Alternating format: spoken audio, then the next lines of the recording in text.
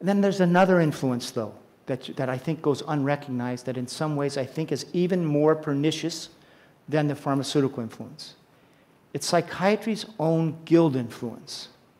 So psychiatry as a profession, when it adopts this new disease model in 1980, you know what it says? You start reading if you go in the archives, they say, we've been squabbling among ourselves now for a long time about the nature of mental disorders. We have the Freudians, and we have people who believe that social injustice and problems are the problem. And then we have the biological guys, that these are disorders of the brain. And basically they say, hey, the biology guys won. Time to stop arguing about the nature of mental disorders. Get behind with a united voice behind this one vision, that these are diseases of the brain. 1980, you know what they immediately do? They they set up a new division of publications and marketing.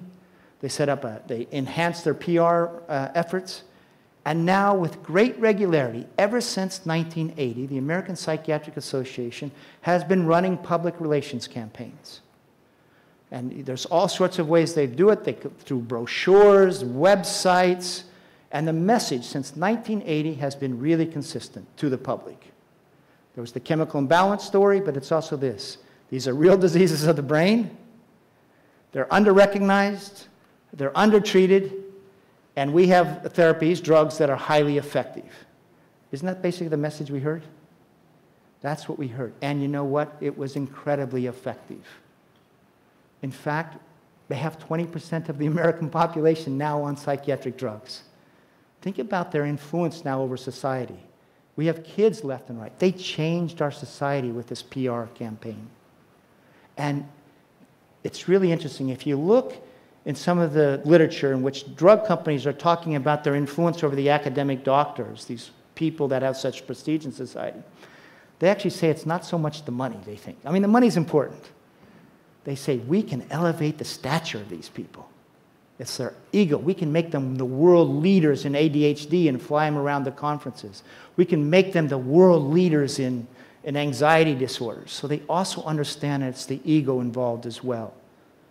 And if you have ever been to a psychiatric meeting, annual meeting, the people who are seen as the leaders in these disorders, they're treated like gods practically. There'll be a lineup for their books that'll just be like hundreds long. So there's this ego involved as well. So what do you see in terms of trying to understand how psychiatry became what it was? You see pharmaceutical money going to the APA, that's the trade association. You see it going to the individuals who are the spokesmen out to society. And by the way, the drug companies ran they funded media education campaigns during the 1980s that trained psychiatrists what to say to the public, which was basically they're under-recognized, under-treated, and the drugs are fantastic. And they were taught, it was like a corporation basically knowing how to sell its product. All right? And that's how we get the chemical imbalance story, etc. So we see those influences, and then in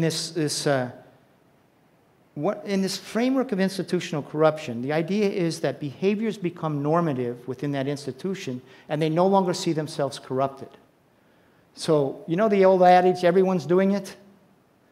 That's sort of an idea that you have a new normative environment. So if I'm a psychiatrist, and I'm at a medical school, and everybody else is getting money, well, I'm going to get the money too, and I don't see myself as corrupt.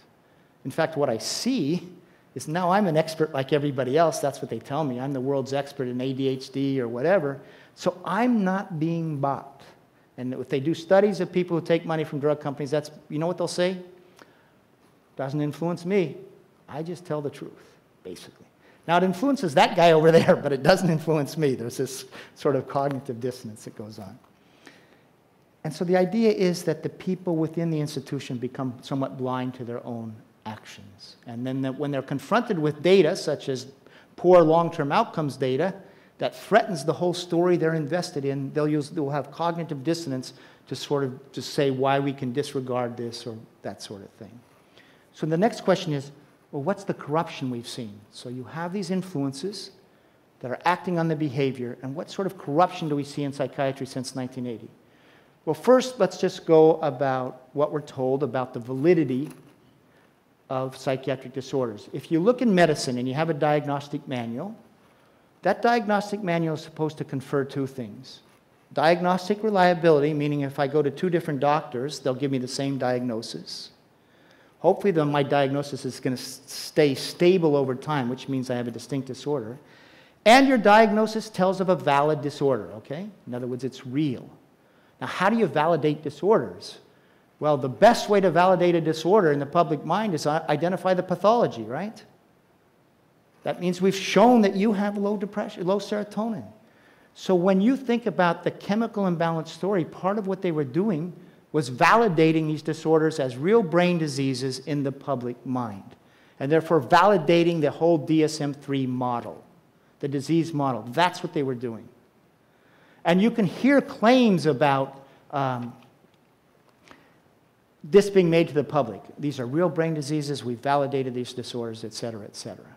But in truth, they weren't finding chemical imbalances. And they weren't finding, in fact, the other types of data that you can use to validate disorders. And that is things that where you have this diagnosis only responds to this drug, another diagnosis only responds to this drug, it stays stable, you find some genetic associations, you can chart the course of this disorder, it's different from this disorder long term. And there was criteria actually set out in the 1970s by a St. Louis group is, how can we validate these disorders? Now, you were told they were validated. I'm going to just tell you, I'm going to just read a couple quotes from a meeting of psychiatrists while they were doing the fifth edition of the latest updated edition of the DSM. These are the experts in diagnosis. Okay, I'm going to just read you some quotes because we've been told they've been validated. Here's Alan Francis. He was the head of DSM-4. DSM disorders no longer seem at all reducible to simple diseases, but rather are better understood as no more than currently convenient constructs, okay, or heuristics that allow us to communicate with one another as we conduct our clinical research, educational, forensic, and administrative work. Here's another one. While in principle, science should be the basis of any diagnostic system, DSM has been seduced by the illusion that advances in neuroscience provide empirical validity for a new system. That's the disease model.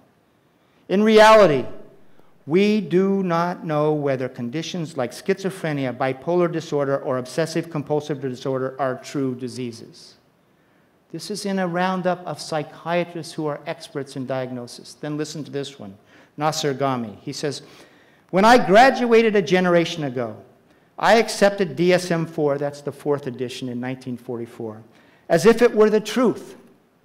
I trusted that my elders would put the truth first and then compromise for practical purposes where they had no truths to follow.